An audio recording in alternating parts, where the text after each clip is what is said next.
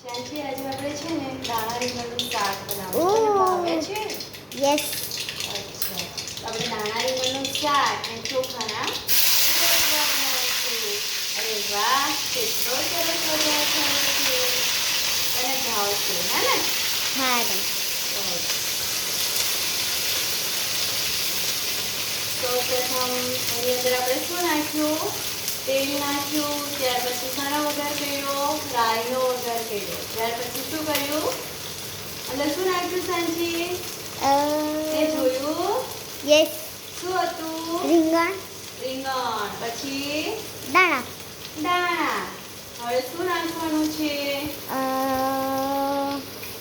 હવે અંદર આપણે બધા મસાલા એડ કરવાના છે. યે. શું કરવાનું છે? મસાલા. અરે ભાવે છે ને થોડું સ્પાઈસી સ્પાઈસી? હા. કે પછી નથી ભાવતું? ભાવે. ભાવે છે હે ને? તને ખબર ને આપણા ગુજરાતમાં સૌથી સારી તુવેર ક્યારે મળે? મનસૂન. હે? નહીં. નહીં, વિન્ટરમાં મળે. ઓ ક્યારે વિન્ટર. મળે? Yes, winter. હવે આપણે અંદર શું એડ કર્યું? લસણ છે. શું છે? લસણ. લસણ. હવે અંદર આપણે જે આ ચટણી. ચટણી, શાની ચટણી છે? અ, આદુ મરચાંની. શાની? આદુ મરચાં. હા. હવે શું નાખવાનું છે બીજું?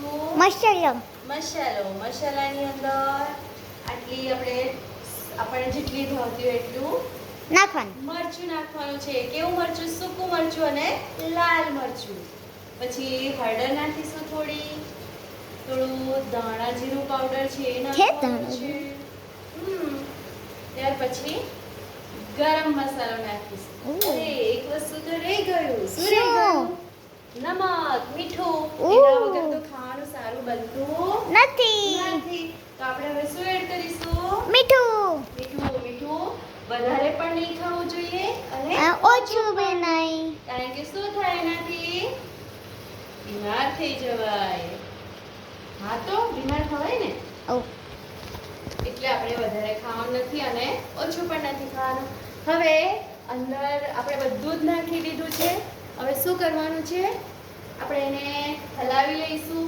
ત્યાર પછી થોડીક વાર ચડી જાય ને 5 મિનિટ જેટલું, પછી અંદર આપણે ટામેટા એડ કરીશું.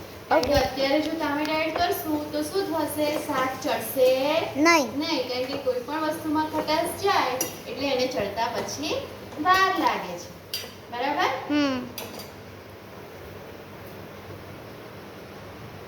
હા ને થઈ ગયું. આ છે ને ચોખાનો લોટ છે. એની અંદર થોડું પાણી ઉમેરતા જવાનું અને એને થોડું પતલું કરી દેવાનું અને થોડું વ્યવસ્થિત એને છે ને બાંધવો પડે, કારણ કે જો આપણે સરખી રીતના નહીં બાંધીએ તો સારી રીતના એના જે રોટલા છે, પૂડા છે તે ઉખડતા નથી. આ સાઉથ ગુજરાતની અંદર ખાસ કરીને નવસારી, વલસાડ એ સાઈડ સૌથી વધારે ચોખાના રોટલા બનાવવામાં આવે છે. અને મોટાભાગે સાંજે અને સવારે પણ આ જ રોટલાનો ઉપયોગ થતો જોવા મળે છે. તો આજે હું તમને ચોખાના રોટલા બનાવું છું એ તમને બતાવું છું. થોડું પાણી ઉમેરતા જવાનું, એકી સાથે પાણી ઉમેરવાનું નથી. જો એકી સાથે પાણી ઉમેરી દેશો તો તમને એનું પ્રમાણ છે તે જળવાશે નહીં. જો પહેલી વાર બનાવતા હશે તો ખાસ ધ્યાન રાખવું પડશે.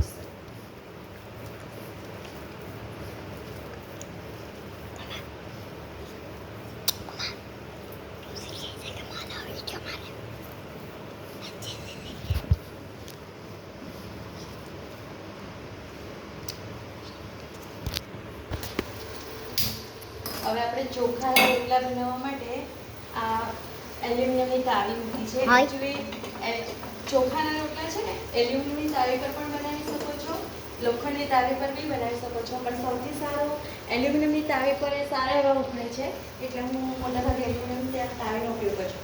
હવે તે પહેલાં છે ને આપણે શાક જે બનાવતી હતી હું એની અંદર હવે 5 મિનિટથી ઉપર જેવો સમય થઈ ગયો છે, એટલે હું ટામેટા અંદર એડ કરી દઉં છું. હવે થોડી વાર એની અંદર પાણી બિલકુલ નથી નાખજો, ખાલી તેલ મસાલાને જ છે બધું. હવે ચડી જશે ને ટામેટા પછી મને એવું લાગશે કે પાણી નાખવા જેવું છે તો હું નાખીશ, બાકી હું નાખવાની નથી. મોટા ભાગે છે ને થોડું ટામેટા આપણે એડ કરીએ કોઈ બી શાક માટે ગ્રેવી જેવું થઈ જ જાય છે, એટલે પાણીની બહુ ખાસ જરૂર પડતી નથી. પણ તેમ છતાં જો કોઈને એવું લાગતું હોય કે થોડું રસાવાળું શાક ખાવું છે તો તમે પાણી એડ કરી શકો છો. હવે આ જે તાવી મેં મૂકી છે અહીંયા, એને છે ને થોડી વાર ગરમ થવા દેવાની, અને જ્યારે આપણે ચેક કરવાનું આવી રીતના આ જે છાંટા છે ને એ ઉછળવા માંડે, સરસ રીતના ઉછળવા માંડે એટલે સમજી જવાનું કે બરાબર તાવી ગરમ થઈ ગઈ છે. અને ત્યાર પછી જ એની પર રોટલો રેડવાનો છે, એનું જે ખીરું છે તે.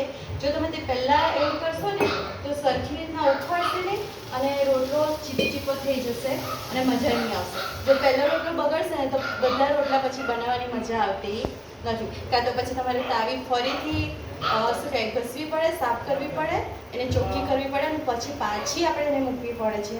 એટલે આપણે એને પહેલાં સરખી રીતના ગરમ કરવાની, વધારે પણ નહીં અને ઓછી પણ નહીં. જો આવી રીતના થાય ને ત્યારે જ તમારે એકવાર ખીરું રેડવાનું છે, ત્યાં સુધી નહીં.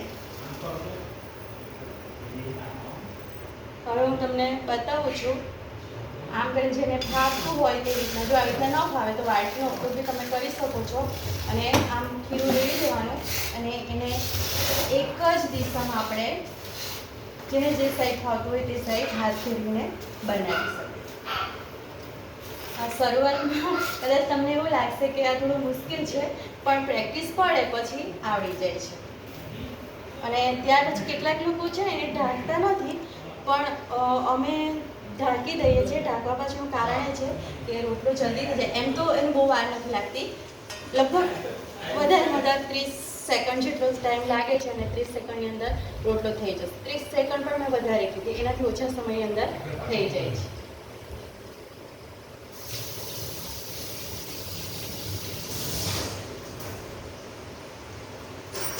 પોઝ કરું. હવે આ રોટલાની અંદર છે ને અમારા વિસ્તારની અંદર એકચ્યુઅલી જે વાંસની ટોપલી હોય છે એની અંદર રોટલો કાઢે છે, પણ મારી પાસે વાંસની ટોપલી નથી, એટલે હું આ જે કટકો છે કાપડનો કટકો છે એની અંદર હું આ રોટલો કાઢીશ. હવે આ ઢાંકણ હટાવી લીધું છે, અને આ જે રોટલો છે એને ઉખેડવાનો પ્રયત્ન કરું છું. જો આવી રીતના સરસ રીતના જો રોટલો ઉખડી જાય તો સમજવાનું કે આપણો રોટલો એકદમ પરફેક્ટ તૈયાર થયો છે. મારાથી છે ને જરાક ભૂલથી ગેસ થોડો ધીરો થઈ ગયેલો, એટલે થોડો એને ઉખડવામાં વાર લાગી છે, પણ તેમ છતાં સારો જ બનેલો છે.